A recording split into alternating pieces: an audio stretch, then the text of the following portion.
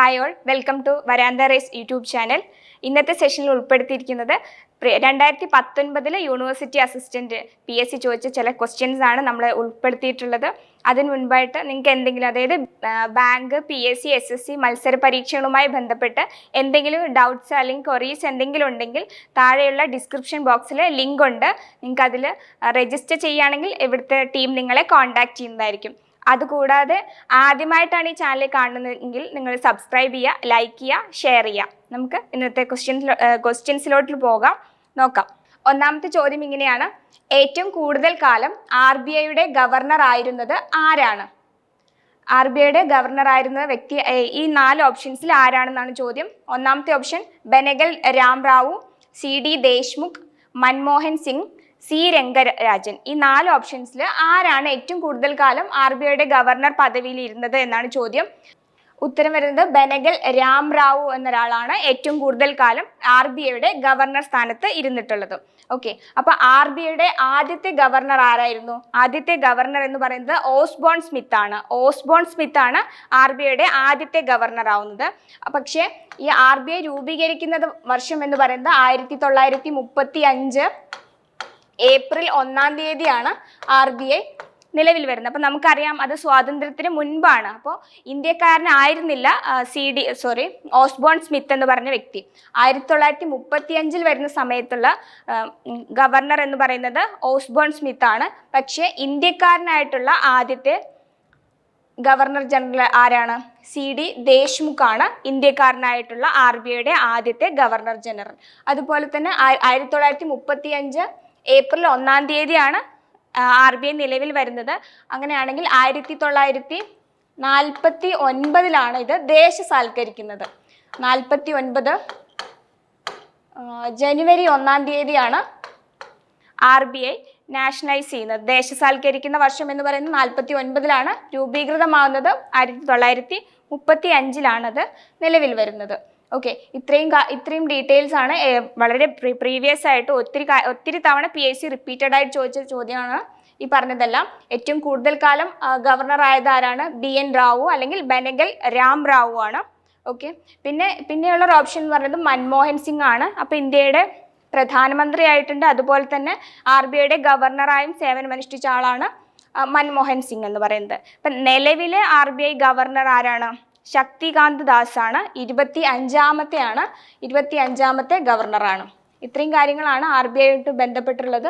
അപ്പോൾ RBI നമ്മൾ സ്ഥിരം ചോദിക്കുന്ന ഒരു ടോപ്പിക്കാണ്. അടുത്ത ചോദ്യം നമുക്ക് നോക്കാം. അടുത്ത ചോദ്യം ഇങ്ങനെയാണ്: കേരളത്തിൻ്റെ 65% കാണപ്പെടുന്ന മണ്ണ് ഏതാണെന്നാണ് ചോദ്യം. മണ്ണിനെ കുറിച്ചാണ്. ജോഗ്രഫി എന്ന് പറഞ്ഞ പാർട്ടുമായിട്ട് റിലേറ്റഡ് ആയിട്ട് ചോദിച്ചേക്കുന്ന ചോദ്യമാണ്. ഓപ്ഷൻസ് നോക്കാം. ചുവന്ന മണ്ണ്, കറുത്ത മണ്ണ്, ലാറ്ററൈറ്റ് മണ്ണ്, അതുപോലെ തന്നെ എക്കൽ മണ്ണ്. ഇതിനകത്ത് ഏതാണ് 65% കേരളത്തിൽ കാണപ്പെടുന്ന മണ്ണ് ഏതാണെന്നാണ് ചോദ്യം. ഉത്തരം വരുന്നത് ഓപ്ഷൻ C ലാറ്ററൈറ്റ് മണ്ണെന്നാണ്. നമ്മുടെ നമ്മുടെ ആൻസർ വരുന്നത് ലാറ്ററൈറ്റ് മണ്ണാണ്.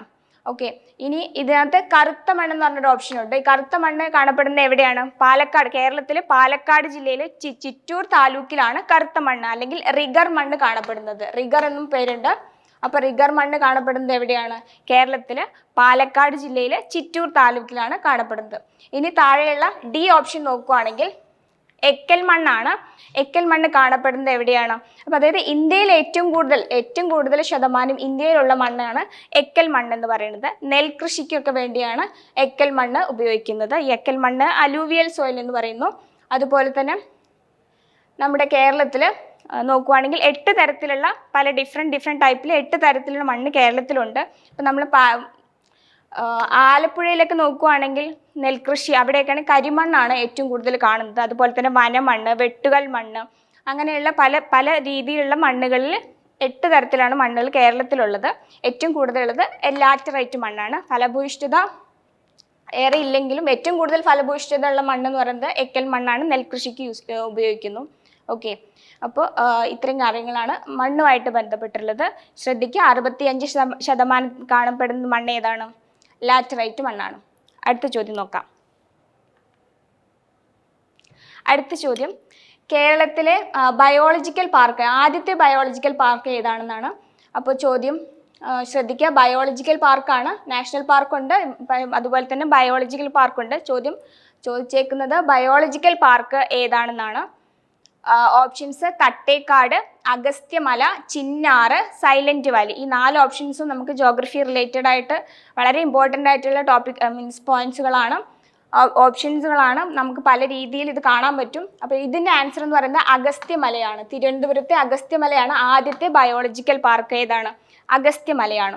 ഇനി ഓപ്ഷൻസ് നോക്കുമ്പോൾ തട്ടേക്കാടുണ്ട്, അതുപോലെ തന്നെ ചിന്നാറുണ്ട്, സൈലന്റ് വാലി ഉണ്ട്. സൈലന്റ് വാലി എന്ന് പറയുന്നത് നാഷണൽ പാർക്കാണ്, ദേശീയ പാർക്കാണ്. അത് ഏത് ജില്ലയിലാണ്? പാലക്കാട് ജില്ലയിലാണ് സൈലന്റ് വാലി ഉള്ളത്. പാലക്കാട് ജില്ലയിൽ പാലക്കാട് ജില്ലയിലാണ് ഈ സൈലന്റ് വാലി ഉള്ളത്. അതിൽ 1984 ദേശീയ പാർക്കായിട്ട് പ്രഖ്യാപിക്കുന്നത് ആരാണ്? അന്നത്തെ പ്രധാനമന്ത്രിയായിട്ടുള്ള ഇന്ദിരാഗാന്ധിയാണ് നാഷണൽ പാർക്കായി സൈലന്റ് വാലിനെ പ്രഖ്യാപിക്കുന്നത്. പക്ഷേ അത് ഉദ്ഘാടനം ചെയ്യുന്നത് രാജീവ് ഗാന്ധിയാണ്. 1985 ഈ ഒരു നാഷണൽ പാർക്ക് ഉദ്ഘാടനം ചെയ്യുന്ന വർഷം എന്ന് പറയുന്നത് 1985. അപ്പോൾ ഇത്രയാണ്. അതുപോലെ തന്നെ ചിന്നാർ എന്ന് പറയുന്നത്, ചിന്നാർ എവിടെയാണ്? ഇടുക്കിയിലാണ്.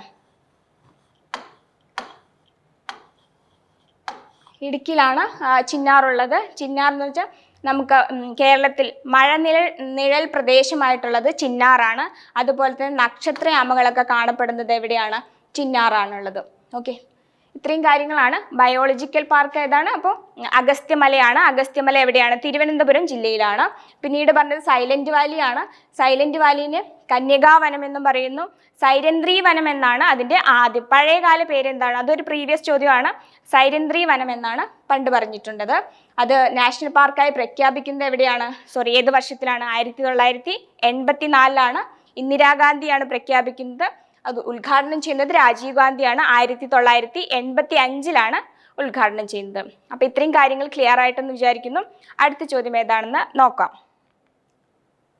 അടുത്ത ചോദ്യം ഇങ്ങനെയാണ്. യൂണിയൻ പബ്ലിക് സർവീസ് കമ്മീഷനിലെ അംഗങ്ങളെയും ചെയർമാനെയും നിയമിക്കുന്നത് ആര് എന്ന ചോദ്യമാണ് ചോദിച്ചേക്കുന്നത്. അതായത് യൂണിയൻ പബ്ലിക് സർവീസ് കമ്മീഷനാണ്.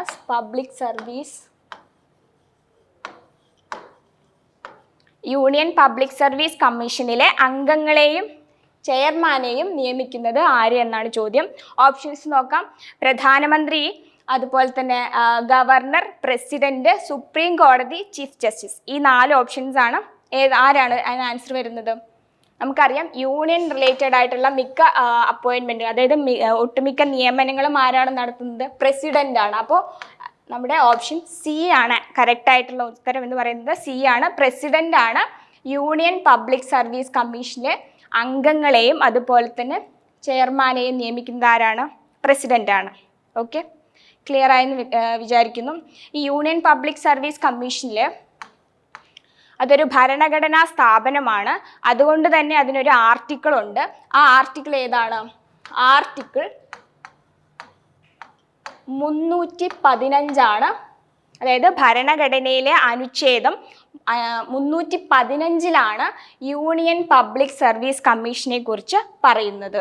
അപ്പോൾ അതിലെ അംഗങ്ങളെയും അതുപോലെ തന്നെ ചെയർമാനെയും നിയമിക്കുന്നത് ആരാണ്? പ്രസിഡന്റ് ആണ്. ഓക്കെ, അതായത് അംഗങ്ങളാണെങ്കിലും രാജിക്കത്ത് കൊടുക്കുന്നതും, അപ്പോൾ അവരെ നിയമിക്കുന്നതും നീക്കം ചെയ്യുന്നതും രാജിക്കത്ത് സ്വീകരിക്കുന്നതും ആരാണ്? പ്രസിഡന്റ് ആണ്.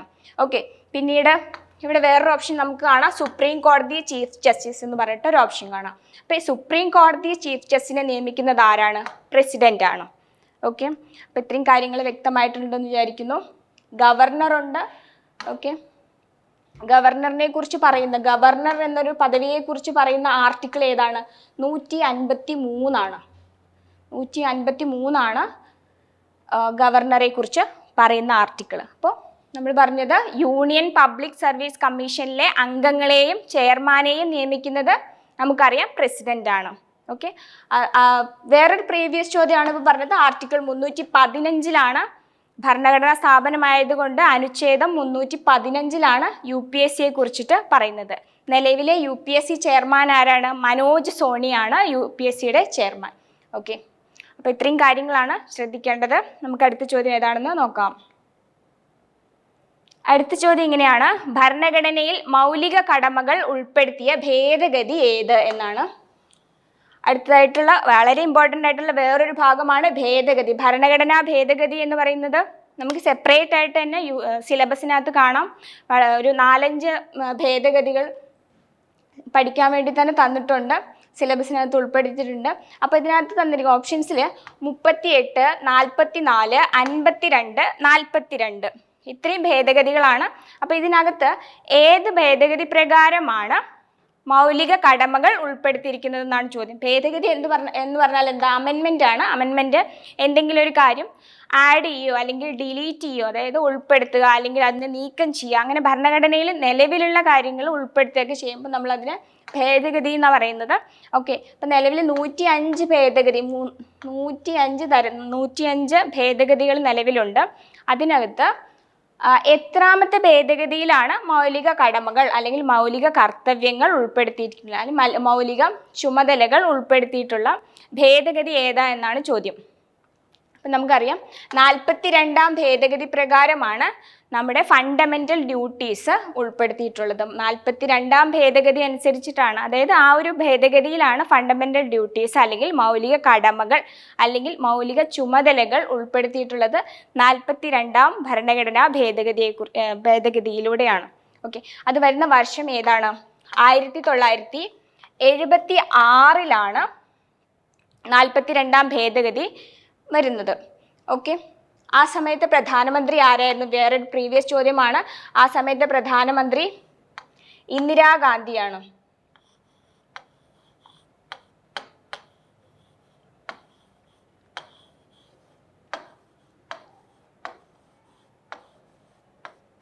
ഇന്ദിരാഗാന്ധിയാണ് 42ാം ഭരണഘടനാ ഭേദഗതി വരുന്ന സമയത്തുള്ള പ്രധാനമന്ത്രി. അതുപോലെ തന്നെ മിനി കോൺസ്റ്റിറ്റ്യൂഷൻ എന്നറിയപ്പെടുന്നത് ഏതാണ്? ഈ 42ാം ഭേദഗതിയാണ് മിനി കോൺസ്റ്റിറ്റ്യൂഷൻ എന്ന് അറിയപ്പെടുന്നത്.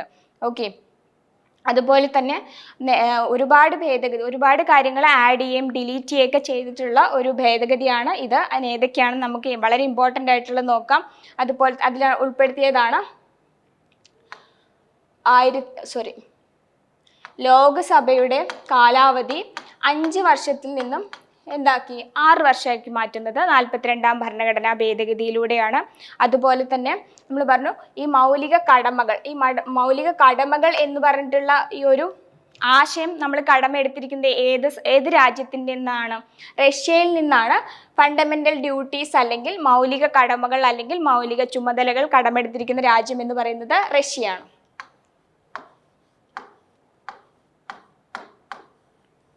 റഷ്യയിൽ നിന്നാണ് മൗലിക കടമകൾ നമ്മൾ കടമെടുത്തിട്ടുള്ളത്. ഓക്കെ, പിന്നെ വേറൊന്നുണ്ട് മൗലിക അവകാശങ്ങൾ, ഫണ്ടമെൻ്റൽ റൈറ്റ്സ് നമ്മൾ കടമെടുത്തിട്ടുള്ളത് അമേരിക്കയിൽ നിന്നാണ്. അമേരിക്കൻ ഭരണഘടനയിൽ നിന്നാണ് മൗലിക അവകാശങ്ങൾ എന്ന ആശയം കടമെടുത്തിട്ടുള്ളത്. അപ്പോൾ ഇത്രയും പറഞ്ഞതാണ്. 44ാം ഭേദഗതി ഉണ്ട് ഇവിടെ, ഇതും ഇമ്പോർട്ടൻ്റ് ആണ്. ഇപ്പോൾ നമ്മൾ 42ാം ഭേദഗതിയെക്കുറിച്ചാണ് പറഞ്ഞിട്ടുള്ളത്. 76 വന്നു. പ്രധാനമന്ത്രി ആരാണ്? ഇന്ദിരാഗാന്ധിയാണ്. അതുപോലെ തന്നെ അന്നത്തെ പ്രസിഡന്റ് ആരാണ്? ഫക്രുദ്ദീൻ അലി അഹമ്മദ് ആണ് അന്നത്തെ പ്രസിഡന്റ്. ഓക്കെ, അതിനകത്ത് വേറൊരു ഇമ്പോർട്ടൻ്റ് ആയിട്ടുള്ള കാര്യം വന്നത് എന്താണ്?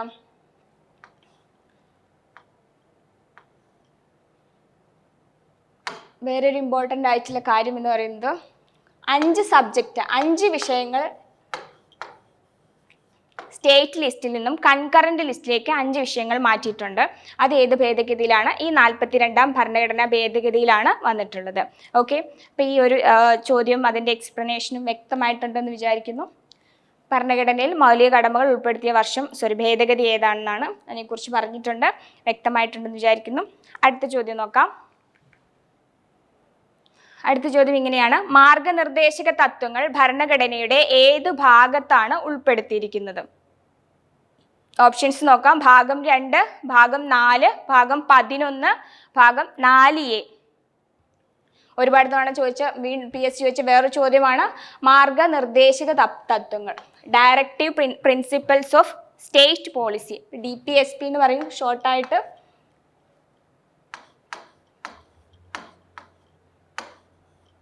ഓക്കെ, അപ്പോൾ ആ ഒരു ഭരണഘടനയുടെ ഏത് ഭാഗത്താണ് DPSP അല്ലെങ്കിൽ മാർഗനിർദ്ദേശക തത്വങ്ങൾ എവിടെയാണുള്ളതെന്നാണ് ഉത്തരം വരുന്നത് ഭാഗം 4-ലാണ്.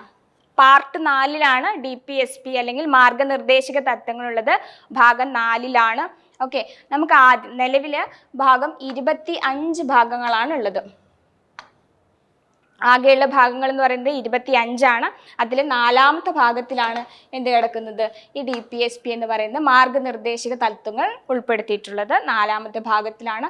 മാർഗനിർദ്ദേശക തത്വങ്ങൾ എന്നുള്ള ആശയം നമ്മൾ കടമെടുത്തിട്ടുള്ളത് അയർലൻഡിൽ നിന്നാണ് മാർഗനിർദ്ദേശക തത്വങ്ങൾ കടമെടുത്തിട്ടുള്ളത്. അയർലൻഡിൽ നിന്നാണ് മാർഗനിർദ്ദേശക തത്വങ്ങൾ കടമെടുത്തിട്ടുള്ളത്. ഓക്കെ, അപ്പോൾ ഇത്രയാണ് പറയാനുള്ളത്. അടുത്ത ചോദ്യം നോക്കാം. ലോകത്തിന്റെ മേൽക്കൂര എന്നറിയപ്പെടുന്നത് ഏതാണ്? ചോദ്യം ഒരിക്കൽ കൂടി പറയാം. ലോകത്തിന്റെ മേൽക്കൂര എന്നറിയപ്പെടുന്നത് പ്രീവിയസ് ചോദ്യം തന്നെയാണ്. ഉത്തരം വരുന്നത് ഏതാണ്? ഓപ്ഷൻസ് നോക്കാം. Karakoram, Pamir, Godwin Austin, Everest. ഇതിനകത്ത് ലോകത്തിന്റെ മേൽക്കൂര എന്നറിയപ്പെടുന്നത് ഏതാണ്? ഉത്തരം നമുക്കറിയാം, പാമീറാണ്. പാമീർ മലനിരകളെയാണ് ലോകത്തിന്റെ മേൽക്കൂര എന്ന് പറയുന്നത്. ഓക്കെ, ഇതിനകത്തുള്ള ഗോഡ്വിൻ ഓസ്റ്റിൻ ഏതാണ്? മൗണ്ട് K2 അല്ലെങ്കിൽ ഗോഡ്വിൻ ഓസ്റ്റിൻ എന്ന് പറയുന്നത് ഇന്ത്യയിലുള്ള ഒരു കൊടുമുടിയാണ്. അതിൻ്റെ ഉയരം വരുന്നത് 8611.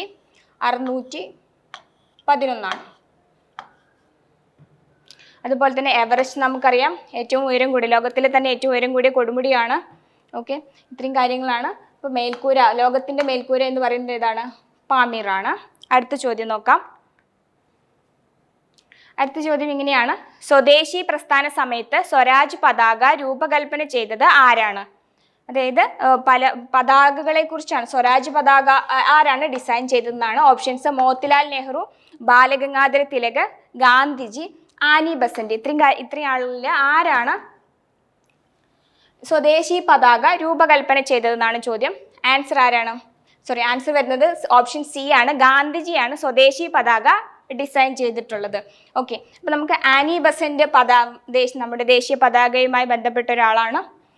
ഓക്കെ, അപ്പോൾ ഈ സ്വരാജ് പതാക എവിടെയാണ്? സ്വദേശി പ്രസ്ഥാനം എപ്പോഴാണ് വരുന്നത്? 1905 ആ ഒരു വർഷങ്ങളിലാണ് സ്വദേശി പ്രസ്ഥാനം വരുന്നത്. ബംഗാൾ വിഭജനത്തിന് ശേഷം ഇന്ത്യയിൽ രൂപപ്പെട്ട ഒരു പ്രസ്ഥാനമാണ് സ്വദേശി പ്രസ്ഥാനം. ആ സമയത്ത് സ്വരാജ് പതാക ഡിസൈൻ ചെയ്തത് ആരാണ്? ഗാന്ധിജിയാണ്. ഓക്കെ, അപ്പോൾ ഇന്നത്തെ സെഷൻ ഉൾക്കൊള്ളിച്ചിട്ടുള്ള 8 ചോദ്യങ്ങളും നിങ്ങൾക്ക് ക്ലിയർ ആയിട്ടുണ്ടെന്ന് വിചാരിക്കുന്നു. അടുത്ത ക്ലാസ്സിൽ വേറൊരു ടോപ്പിക്കുമായിട്ട് നമുക്ക് കാണാം.